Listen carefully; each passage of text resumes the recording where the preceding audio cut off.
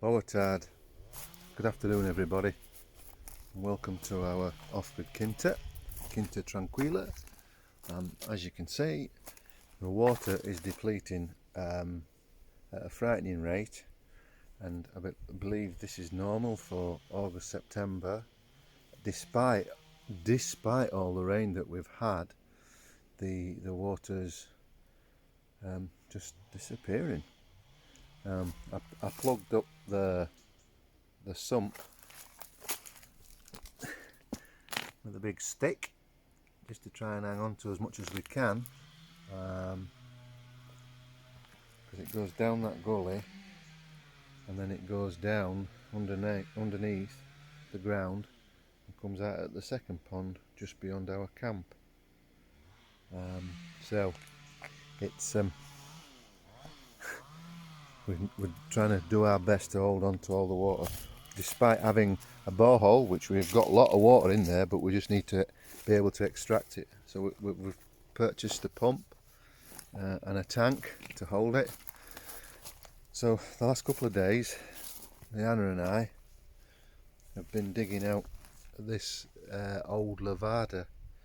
I think that's what they call them, and it's part of the irrigation system. And this bit of straight plastic has been stretched around this corner and split, as you can see, as it would, to send the water around the lavada all the way over there by that wall, by all the logs that we've collected, and it drops down over there and then into the second pond. And there's an awful lot of clearing up to do, but because of all the rain, we thought we'd better clear this, because we thought we might get a flood of biblical proportions, but we didn't. But it was interesting, because I just marvel at the masonry work, the dry stone diking that they did. It's amazing. Fair play to them. So we've still got a bit of cleaning out to do. We've opened up the channel, so hopefully, when it does rain, because it will, we should be able to direct it round here. So I dug this thing out, and it goes under this ramp, under this road crossing, and then out the other side it comes out here. But I think it's what we would call in Scotland is a cundy. So it's just a series of big stones put in a trench, and then filled with smaller stones to act as a French drain. And I think that's what they've done under this access ramp. And yeah, so that's what we've done today. A couple of stepping stones again. Now, I was told by one of the villagers came to see us the other day, and what they told us they would do in the past is they would stand in this lavada or stand on these stones, and then just either use a enshada, which is that beast of a thing there, or some sort of bucket or big shovel, and then just chuck it up onto the terrace above for the irrigation. It was awful hard work. So I've still, as you can see, I've still got a bit of clearing out to do, right the way along this edge. But then it just disappears down underground again here. So you've got that big lavada there that runs all the way up there. So that must have been a previous water course that came down here and then down into this, we found a fridge door, an old fridge door, look. That's the only archaeology we'll find, old fridge doors. And it came down here, cascading down these stones. It's just actually, it's an access steps, and then into that pond down there, underneath that clementine tree. And it's you know, it is hard work, but it's quite rewarding. Started a log pile. We took some old olive trees down with my new chainsaw, my new toy, the other day. And the interesting thing is, when you cut in the olive wood, it funnily enough, it smells of olives. No doubt I'll get some comments about that, but it does. The wood smells lovely. Olive wood smells lovely. It's very dense and very heavy. And this corner this morning was just an absolute pig of a nightmare. You can see Liane spent an awful lot of time in here clearing out all the brambles, and trying to re-establish the vines and the castanhas, sweet chestnuts. And there's an olive tree here, look, another olive tree, which we've hopefully released it sufficiently that next season, when we cut it back, it should grow and produce something, because it was just heavy with bramble, and as a consequence the vine run up the bramble and smother the tree. So we've cleared that out today. I think that's a robin. One of the interesting things is, now that the summer's by, there's an awful lot of small, I was going to say garden birds, but yeah, just woodland and garden birds. A lot more are kicking around now. You didn't necessarily see them in summer, but the heat, now that the heat's gone a bit, they're quite active, and it's lovely to see. So that's a little update. It's the rain's, I mean, we've had 3 or 4 days of torrential rain, and if you look at the soil, it's as dry as anything. So it does drain well here. It really does. So we'll see what the next few days brings. So, oh, and that's the other thing. Here, as Liane was clearing, there's another secret stepway, another secret staircase.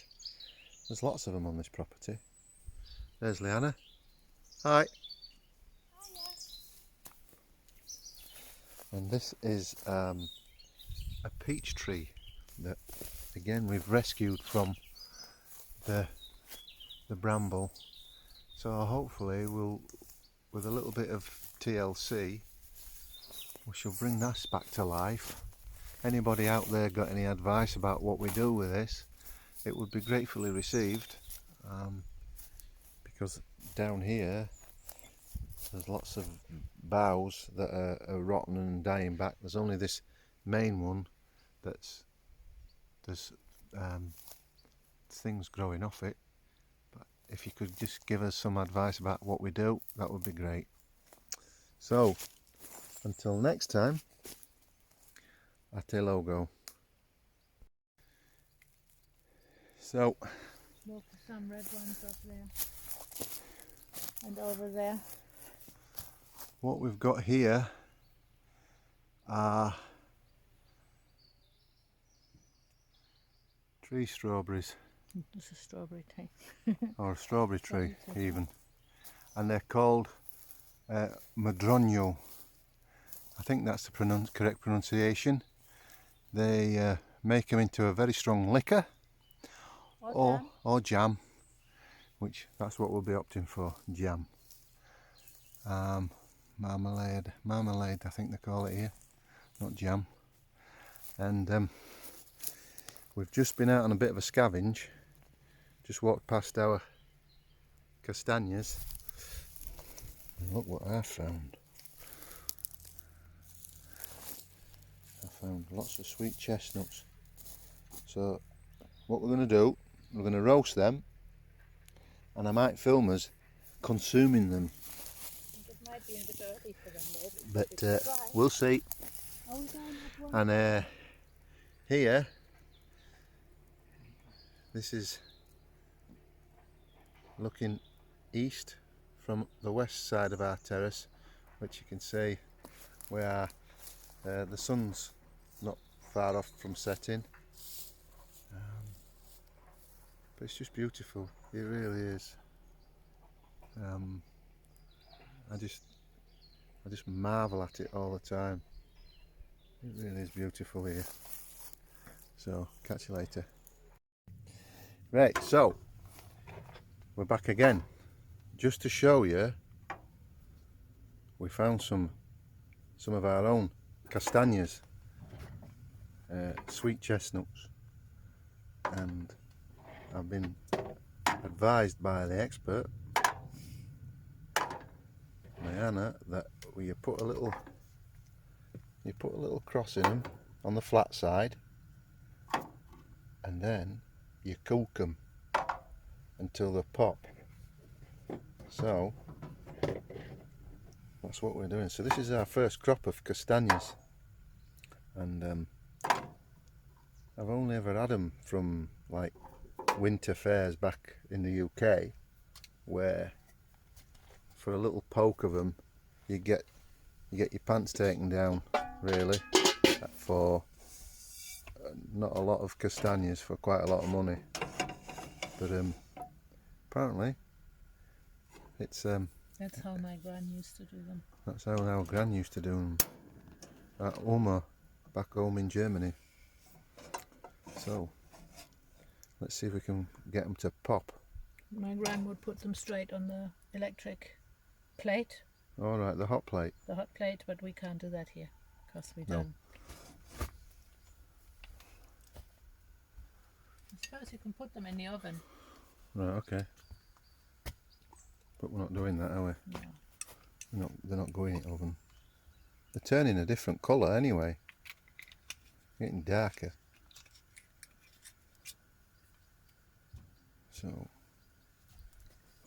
what would you eat them with? You just eat them like that. Okay. You You take see the these shells off, open of course. up, You yeah. take the jackets off. Yeah, you see these come out a bit. I was kidding you. Of course you take the jackets off. Yeah. Well, not like some people might not take the jackets No, off. some people that will remain nameless for fear of embarrassing them. You take the jackets off. And so tonight we're having mostly chicken, but we're having chestnuts first as a little starter. Hopefully, if I can get them to pop. If we can get them to pop. Do they need to be a little bit higher? Popping is not the right word. They just Go. you just see when they're ready. How do you see when they're ready? I don't know. You just do this bit usually opens up a bit where you've cut them. All right. Comes up a bit. See, the water's coming out of that one. Moisture. Right. Okay. So they're cooking. He's cooking now. Hey, oh, there was a pop. Was that one ready? That one. Maybe Which a one? little bit more. That one was the one that popped. All right. That one there. Look. I think that's going to be Liane's.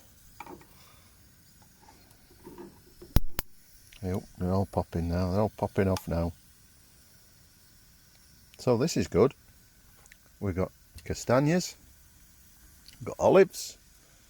We've got what else we got? Oh, I'll tell you what we've got. Our garden's growing really well. You might have noticed we've got some straw around some of them, and I believe that's to keep all the slugs and mollusk type critters off them, to stop them from eating them. Got beetroots, leek, broccoli, onion, lettuce, fava beans with Chianti, and we've got rocket spinach and some local couvu galega. People around central Portugal or Portugal will see it. It's really tall, like a cabbage, and it grows really tall, and they just use the leaves. Couvu galega it's called. Anyway, back to the sweet chestnuts. Oh yes, they're cooking nicely now, mate. Look at that. Look at that. Oh, look at that one's opened up. They're all opening up now. Anyway, I'm going to have to just pause you because I'm going to have to give a hand here. Potato almost. Anyway, so update on sweet chestnuts. They ain't ready. You can see how white they are. Well, apparently they have to be yellow. Yellowish, and they're like waxy looking on the inside when you. And they're very bitter, not sweet at all. So that's it. Lesson learned. Another couple of weeks yet.